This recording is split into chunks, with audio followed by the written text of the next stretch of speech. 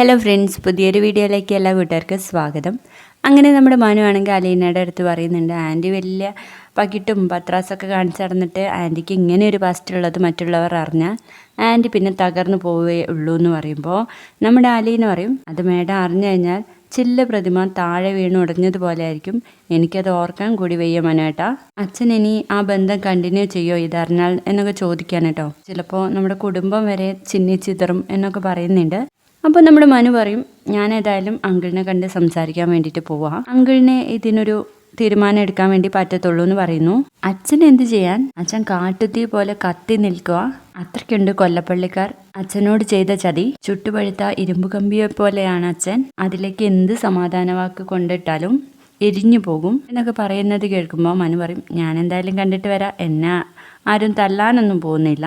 അപ്പോ അലീന പറയും, എനിക്ക് പേടിയാട്ടോ, ഞാൻ ഒന്നിനുമില്ല, ഞാൻ ഇവിടെ വന്നത് തെറ്റ്, എന്റെ കയ്യിൽ നിന്ന് അറിയാതെയാണെങ്കിലും സത്യങ്ങളൊക്കെ പുറത്തു പോയത് തെറ്റ്, ഞാൻ ഇവിടെ നിന്ന് എങ്ങോട്ടും പോകാനാവാതെ കുടുങ്ങിപ്പോയത് തെറ്റ് എന്നൊക്കെ പറഞ്ഞത് കേൾക്കുമ്പോൾ മനു ചോദിക്കും, നിനക്ക് നിന്റെ അമ്മ ഇന്ന് തിരിച്ചറിയണം എന്നുണ്ടോന്ന്? ഉറപ്പായിട്ടും മനേട്ടാ, ഒരുപാട് ആഗ്രഹമുണ്ട് എനിക്കെന്ന് പറയുമ്പോൾ നമ്മുടെ കൃഷ്ണമോളുടെ അടുത്ത് ചോദിക്കുന്നുണ്ട് കേട്ടോ, കൃഷ്ണമോളെ നിനക്ക് അമ്മ അലീനേച്ചിയെ തിരിച്ചറിയണമെന്നുണ്ടോയെന്ന് ചോദിക്കുമ്പോൾ ആ നിമിഷം എന്ത് രസമായിരിക്കും. പക്ഷേ അതിന് ശേഷമുള്ളത് ഓർക്കുമ്പോൾ അച്ഛനും അമ്മയും ഒരിക്കലും അടുക്കാനാവാതെ പോയാലോ എന്നെ പേടിയുണ്ടെന്ന് പറയേ.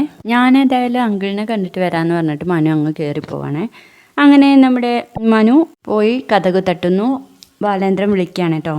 ഞാനൊന്ന് ഉറങ്ങിപ്പോയി മനു, നീ പോയില്ലേ എന്ന് ചോദിക്കുമ്പോൾ ഇല്ല, ആരും അലീനയും കൃഷ്ണമോളും കൂടി കുറച്ച് സംസാരിച്ചിരിക്കുകയായിരുന്നു എന്ന് പറയണേ. എന്നിട്ട് നിങ്ങൾ എന്തൊക്കെയാ തീരുമാനിച്ചതെന്ന് ചോദിക്കുമ്പോൾ ഞങ്ങൾക്ക് തീരുമാനിക്കാൻ കഴിയത്തില്ലല്ലോ, പലരുടെയും ജീവിതത്തിൻ്റെ താക്കോല് അങ്കിളിൻ്റെ കയ്യിലല്ലേ, ഞങ്ങൾക്ക് തോർക്കാൻ വേണ്ടി പറ്റത്തില്ല എന്ന് പറയുമ്പോൾ ബാലേന്ദ്രൻ പറയുന്നുണ്ട്, എൻ്റെ ജീവിതത്തിൻ്റെ താക്കോല് പോലും എൻ്റെ കയ്യിലല്ല മനു. അങ്കിളിനെ ഒരു സത്യം അറിയാമെന്ന് ചോദിക്കുമ്പോൾ ഇനിയുണ്ടോ സത്യം എന്ന് ചോദിക്കും. ഇവിടെ ആർക്കും ഒരു സമാധാനമില്ല, സ്നേഹമില്ല, ആരെയും വിശ്വാസമില്ല. എന്തൊരു ദുരിത ജീവിതമാണേ നോക്കിയേ. ഇതൊക്കെ ആര് വരുത്തി വെച്ചതാ? ഏതായാലും ഞാനല്ല, ഒരു നിരപരാധിയും നിഷ്കളങ്കനുമായിട്ടുള്ള മനുഷ്യനെ ചതിച്ചു. ഇതിനുള്ള തിരിച്ചടി എന്നായാലും ദൈവം കൊടുക്കും എന്ന് പറയാൻ കേട്ടോ ബാലേന്ദ്രൻ. അപ്പൊ നമ്മുടെ മനു ചോദിക്കും, അങ്കിളെ ഞാനൊരു കാര്യം പറഞ്ഞോട്ടെ, അങ്കിളിന് അലീനെ ഇഷ്ടമാണല്ലോ അല്ലേ എന്ന് ചോദിക്കുമ്പോൾ അതെ എന്ന് പറയും. എങ്കിലേ അവൾക്ക് തീരെ സമാധാനമില്ല, അവൾക്ക് ഇവിടെ ആരെയും ദ്രോഹിക്കണ്ട, എല്ലാവരും സമാധാനത്തോടെ അങ്ങ് കഴിഞ്ഞാൽ മതി, അതാണ് അവളുടെ സന്തോഷം. അപ്പോൾ മനു പറയും, ഇവിടെ ആർക്കും സമാധാനം ഇല്ലല്ലോ അങ്കിളെ, ഞാനൊരു കാര്യം പറഞ്ഞോട്ടെ, അലീനയ്ക്ക് അവളുടെ അമ്മ തിരിച്ചറിയുന്നതിൽ ഭയങ്കര സന്തോഷമുണ്ട് ഉള്ളിൻ്റെ ഉള്ളിൽ എന്ന് പറയണേ.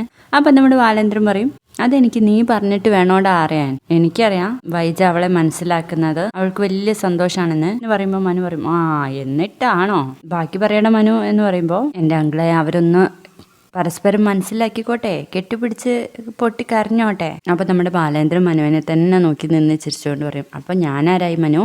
ഞാനങ്ങ് കാവ്യെടുത്ത് കാശിക്ക് അങ്ങ് പോയി എവിടെയെങ്കിലും എൻ്റെ ജീവിതം ഒതുങ്ങട്ടെ അല്ലേ എന്ന് ചോദിക്കുമ്പോൾ നമ്മുടെ മനു കയ്യും കെട്ടി പറയും, എത്ര കാലം മൂടി വെക്കാം അങ്കിളെ, ഇതൊക്കെ ഒരു നാൾ എന്തായാലും അറിയേണ്ടതല്ലേ എന്ന് പറയുമ്പോൾ ആരും പറയത്തില്ല.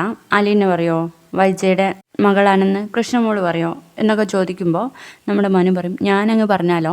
നീ പറയണമെങ്കിലേ നീ വേറൊരു ജന്മം കൂടി ജനിക്കണം മനു, അല്ലെങ്കിൽ നീ ഒന്ന് പറഞ്ഞു നോക്ക് എന്ന് പറയുന്നുണ്ട്. അതിൻ്റെ അനന്തരഫലം നിനക്കൊന്ന് ചിന്തിക്കാവുന്നതിലും അപ്പുറമായിരിക്കും മനു. ഒരു കൊടുങ്കാറ്റ് അഴിച്ചുവിടുന്നത് പോലെ ആയിരിക്കും പല ബന്ധങ്ങളും അതിൽ എരിഞ്ഞമർന്നിട്ടുണ്ടാവും. ചിലർ നിന്റെ കൺമുന്നിൽ നിന്ന് അപ്രത്യക്ഷപ്പെട്ടിട്ടുണ്ടാവും എന്ന് പറയുമ്പോൾ നമ്മുടെ മനു പിന്നെയും ചോദിക്കുന്നുണ്ട്, എന്നായാലും ഇത് അറിയണ്ടെങ്കിലേ, അതല്ലേ ഒരു നീതി, അത് നിന്റെ നീതിയായിരിക്കും. എൻ്റെ നീതി അതല്ല മനു. സ്നേഹിച്ച പെണ്ണ്, എന്നിട്ട് ഇഷ്ടപ്പെട്ട് കല്യാണം കഴിച്ച പെണ്ണ്, കല്യാണത്തിന് മുൻപേ മറ്റൊരു പുരുഷനെ സ്നേഹിച്ച് അവൾ ഗർഭിണിയായി എന്ന തെറ്റ് മറച്ചു വെച്ച് 23 കൊല്ലം എന്നെ വഞ്ചിച്ച് എനിക്ക് നീതി കിട്ടണ്ടേ മനു? എനിക്ക് നീതി കിട്ടിയിട്ട് മതി പിഴച്ച് പ്രസവിച്ച് തള്ള മകളെ കാണുന്നതൊക്കെ. അപ്പം നമ്മുടെ മനു ചോദിക്കും, ആൻറ്റി ശരിക്കും തെറ്റ് ചെയ്തിട്ടുണ്ടോ അങ്കിൾ? ആൻറ്റിയും ശരിക്കും പറ്റിക്കപ്പെട്ടതല്ലേ എന്ന് ചോദിക്കുമ്പോൾ ആയിരിക്കാം മനു, എൻ്റെ അച്ഛനും കൊച്ചച്ഛനും വല്യച്ഛനൊക്കെ ചേർന്ന് ഇതിലും വലിയ തെറ്റുകളൊക്കെ ചെയ്തിട്ടുണ്ടാവും. അതൊന്നും എൻ്റെ പ്രശ്നമല്ല മനു. എൻ്റെ പ്രശ്നം എന്താന്ന് വെച്ചാൽ അതൊക്കെ ഇവർ മറച്ചു വെച്ചിട്ട് എൻ്റെ മുന്നിൽ താലി കെട്ടാൻ നിന്നതെന്നു എന്നുള്ളതാണ്. അതിനുശേഷം അവളുടെ അഹങ്കാരം കൊണ്ട് ആടിയ നാടകം ഞാൻ ഇങ്ങനെ എൻ്റെ മനസ്സിൽ വെച്ച് റിവൈൻഡ് ചെയ്ത് കാണുന്നുണ്ട് മനു. എല്ലാ ദിവസവും 1-2 കൊല്ലമല്ല മനു, കഴിഞ്ഞ 23 കൊല്ലാന്ന് പറയാണ് അവൾ എന്റെ മുന്നിൽ പതിവ്രതയായിട്ട് നിന്നത്.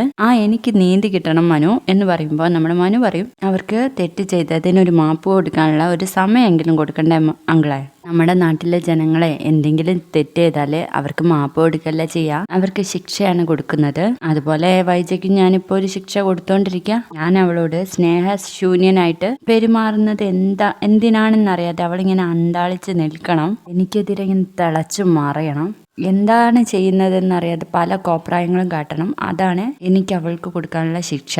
ഇത് കേൾക്കുമ്പോൾ നമ്മുടെ മനു ചോദിക്കും, അച്ഛനോ കൊച്ചച്ഛനോ വല്യച്ഛനോ ആന്റിയോട് പറഞ്ഞാൽ തീരില്ലേ അങ്കിളിന്റെ പ്രതികാരം എന്നങ്ങ് പറയുന്നതും നമ്മുടെ ബാലേന്ദ്രൻ ഭയങ്കര ചിരിയാണ് കേട്ടോ. എന്നിട്ട് പറയും, നിന്റെ അച്ഛച്ചനോ കൊച്ചച്ഛനോ വല്യച്ഛനോ വിറക്കിയത് പറയാൻ വേണ്ടിയിട്ട് അവരെ കൊലപാതകത്തിന് ഉത്തരം പറയേണ്ടി വരും എന്ന് പറയുമ്പോൾ, കൊലപാതകം ആരുടെ കൊലപാതകം എന്ന് ചോദിക്കുമ്പോൾ അതൊന്നും എൻ്റെ വിഷയമല്ല മനു. വൈജയെ ഞാനൊരു പൂച്ചയെ പോലെ അങ്ങോട്ടും ഇങ്ങോട്ടും തട്ടി കളിക്കുന്നത് അവര് നിന്ന് കാണണം, അവർക്കൊന്നും പറയാൻ പറ്റാതെ. എന്നിട്ട് അവർക്ക് തോന്നണം ഒരു നിരപരാധിയായ മനുഷ്യന്റെ തലയിലാണല്ലോ അവളെ പിടിച്ച് കെട്ടി വെച്ചത് എന്ന്. അങ്ങനെ നിന്ന് അവരെ ഉരുകണം.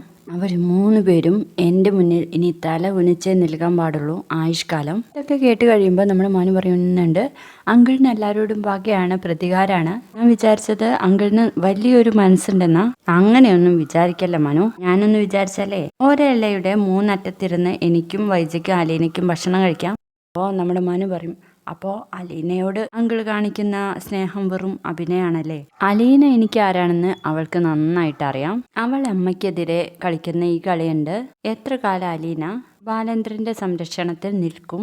കുറെ കാലം കഴിഞ്ഞാലേ നിങ്ങൾ അവൾ വെറുത്തു തുടങ്ങും എന്ന് മനു പറയുമ്പോൾ, അവർക്കൊരു ശാപമോക്ഷം വേണ്ട അങ്കിളെ എന്ന് ചോദിക്കുമ്പോൾ വേണം, തീർച്ചയായിട്ടും വേണം. പക്ഷെ അത് വൈജയുടെ മരണക്കിടക്കയിൽ വെച്ച് മാത്രമേ സംഭവിക്കുള്ളൂ എന്ന് പറയാണ്. അപ്പോൾ മനു ആകെ ഞെട്ടിപ്പോട്ടോ. എന്നിട്ട് അലീനയെ അവളുടെ മുന്നിലേക്ക് നീക്കി നിർത്തിയിട്ട് ഞാൻ പറയും, വൈജേ, ഇത് നിന്റെ കുഞ്ഞാടി. നീ ഇത്രയും കാലം ദ്രോഹിച്ചതും വെറുത്തതും തെറ്റിദ്ധരിച്ചതും കഷ്ടപ്പെടുത്തിയതൊക്കെ നിന്റെ മകളെ തന്നെയാ. എന്നിട്ട് ഭയങ്കര ചിരി ചിരിച്ചിട്ട് പറയും, അവള് അന്തം വിട്ട് നോക്കി നിൽക്കും അലീനയുടെ മുഖത്തേക്ക്. ഒന്ന് പശ്ചാത്തപിക്കാൻ പോലും സമയം ഉണ്ടാവില്ല, ജസ്റ്റ് ഒന്ന് കരയാം എൻ്റെ മോളേന്ന് വെച്ചിട്ട്. ഇതൊക്കെ കേട്ടിട്ട് നമ്മുടെ മനു ആകെ ഞെട്ടിത്തെറിച്ച് നിൽക്കുക കേട്ടോ. ആ സമയത്ത് നമ്മുടെ ബാലേന്ദ്രൻ പറയുന്നുണ്ട്, അന്ന് കിട്ടും എനിക്ക് ശാപമോക്ഷം. അപ്പോൾ വീഡിയോ ഇഷ്ടപ്പെട്ടാൽ ലൈക്ക് ചെയ്തൊന്ന് സപ്പോർട്ട് ചെയ്യണേ. ബൈ.